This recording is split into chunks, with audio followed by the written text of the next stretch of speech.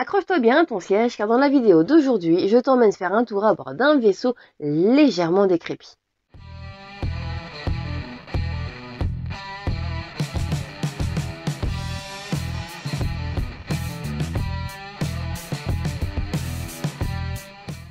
Bonjour à tous, j'espère que vous allez bien. On se retrouve aujourd'hui pour une nouvelle vidéo socle et cette fois-ci, nous allons réaliser ensemble un socle d'inspiration industrielle.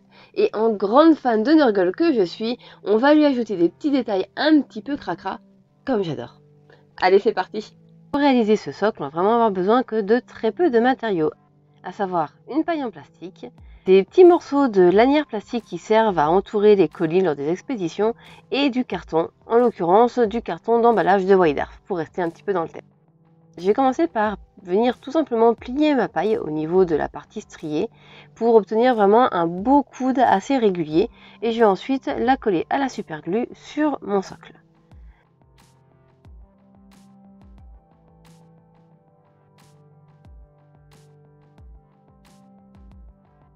Toujours avec de la superglue, je vais venir coller des petits morceaux de ma fameuse lanière plastique. Alors, vous voyez, avec sa texture grillagée, elle se prête donc parfaitement à la réalisation de structures métalliques. Et là, en l'occurrence, comme je veux réaliser un sol de vaisseau, ça sera vraiment parfait.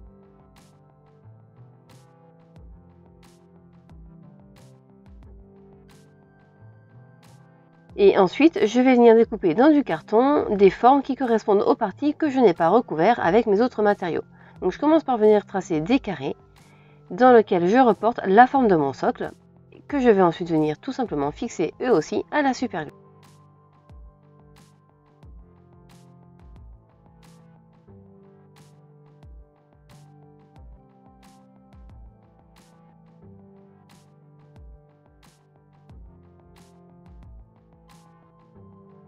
Ensuite, je vais venir travailler une petite bande de carton avec le manche d'un pinceau pour la rendre un peu plus souple. Et je vais venir en découper quelques petits morceaux pour faire des manchons autour de ma paille, qui est donc un tuyau. Et tout simplement pour donner un petit peu plus de relief et un petit peu de réalisme.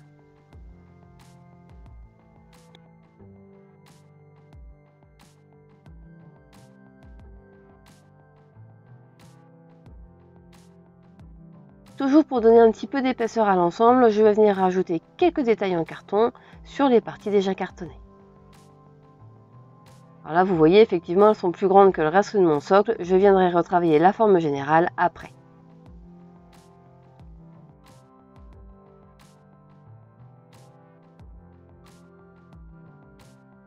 Au niveau des jonctions entre mes lanières, je vais venir déposer des petites bandes de carton avec de la colle à bois. Ça permettra de masquer les jonctions qui ne sont pas forcément très jolies.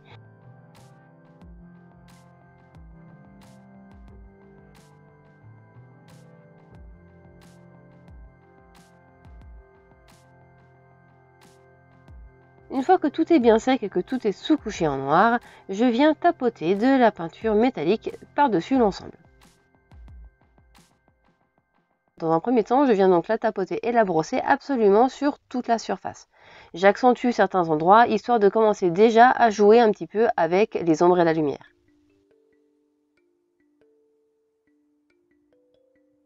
Et comme vous voyez sur les lanières, la peinture accroche particulièrement bien et tout de suite, dès la première couche, on a déjà une impression de sol grillagé. On a également cette même impression sur toute la partie striée de la paille et ça rend vraiment très bien.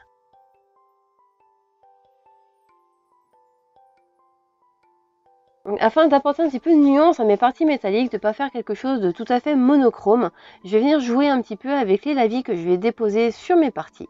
Donc certaines seront recouvertes d'un lavis bleu, d'autres d'un lavis plutôt noir, que je viens donc déposer avec mon éponge, histoire de vraiment créer des taches et des nuances.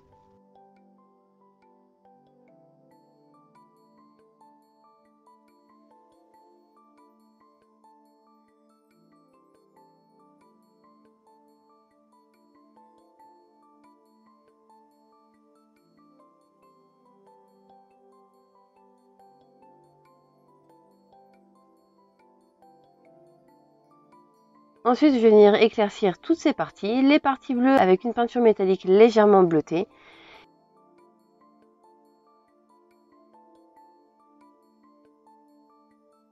et les autres parties avec un argenté beaucoup plus traditionnel.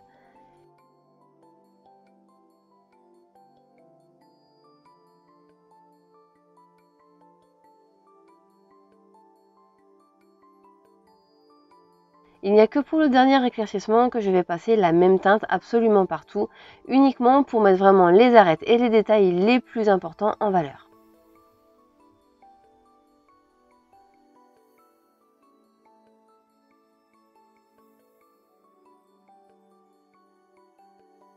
Et je n'hésite pas à la rappliquer directement avec le plat de mon pinceau pour vraiment créer davantage de lumière à certains endroits.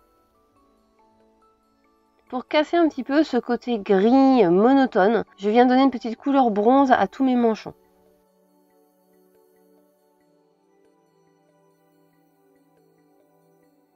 Et je vais ensuite leur appliquer un petit peu de lavis pour leur apporter un peu de nuance. Ce même lavis, je vais m'en servir un petit peu partout sur mon socle et je vais venir le déposer en taches, en flaques, vraiment de manière assez aléatoire pour venir par la suite créer un bel effet rouille sur l'ensemble de mon socle.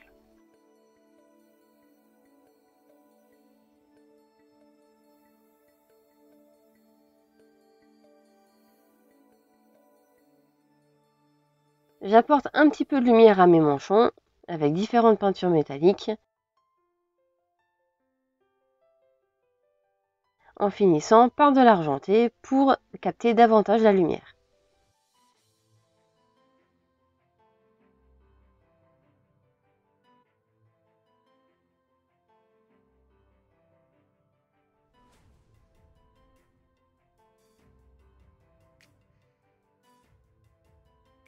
Et on va donc s'attaquer maintenant à la création de notre rouille.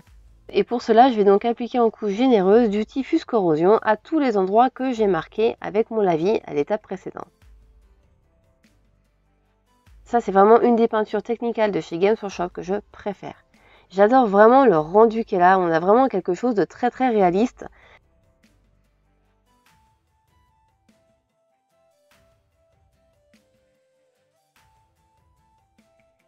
Il suffit juste d'un petit brossage à sec par-dessus, on a vraiment quelque chose de vraiment fantastique.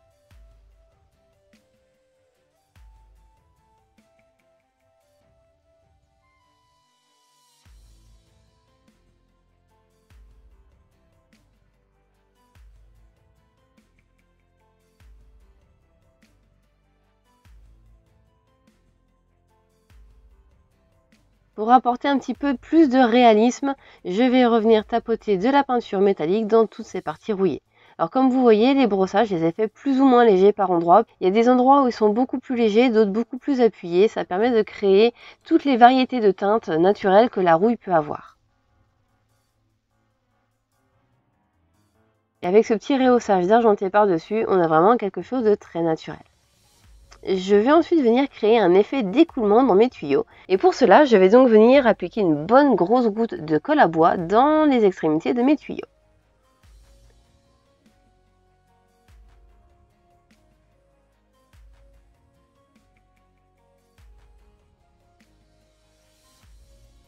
Je vais la laisser prendre un petit peu, mais avant qu'elle soit complètement sèche, vous voyez ici, elle a commencé à plastifier un peu, mais pas totalement.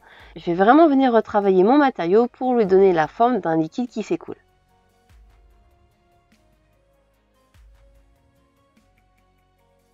Si elle n'est pas suffisamment sèche, évidemment, vous allez retirer toute la matière et il faudra recommencer. Alors, une fois que ma colle sera sèche, je vais venir la repasser entièrement en Urgelrot. J'ai un peu oublié de déclencher l'appareil, je suis vraiment désolée. Je vais ensuite, avec un outil à pointe ronde, de la peinture noire et de la peinture argentée, créer un effet de rivet sur mes plaques.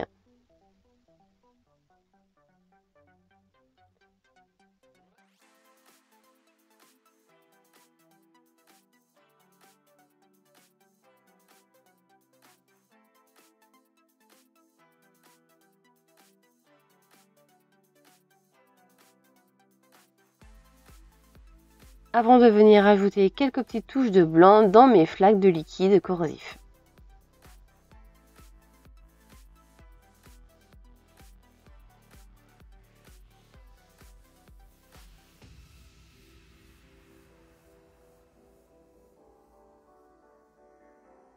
Et voilà ce petit socle complètement terminé. Et franchement, je suis très contente du résultat. Comme quoi, c'est bien la preuve qu'avec vraiment pas grand chose, on peut des fois réaliser des choses vraiment sympas. Et j'ai profité de cette vidéo pour vous remercier tous pour votre soutien, pour vos likes, vos partages, vos commentaires. C'est vraiment quelque chose qui nous fait énormément plaisir et qui nous donne envie tous les jours de continuer l'aventure. Ça fait un peu plus de 2 ans maintenant qu'on s'est lancé sur YouTube. Et c'est vrai que de voir tous vos soutiens, quels qu'ils soient, ça nous réchauffe le cœur et ça nous donne vraiment envie d'aller plus loin, de continuer. Et ça nous donne vraiment énormément de motivation pour continuer dans nos tutos et pour continuer à vous proposer du contenu. Donc un grand merci à tous et à toutes pour tout ce que vous faites pour nous, vous êtes vraiment géniaux. Merci à tous. En attendant, j'espère que ce petit tuto socle vous a plu et je vous dis à la semaine prochaine.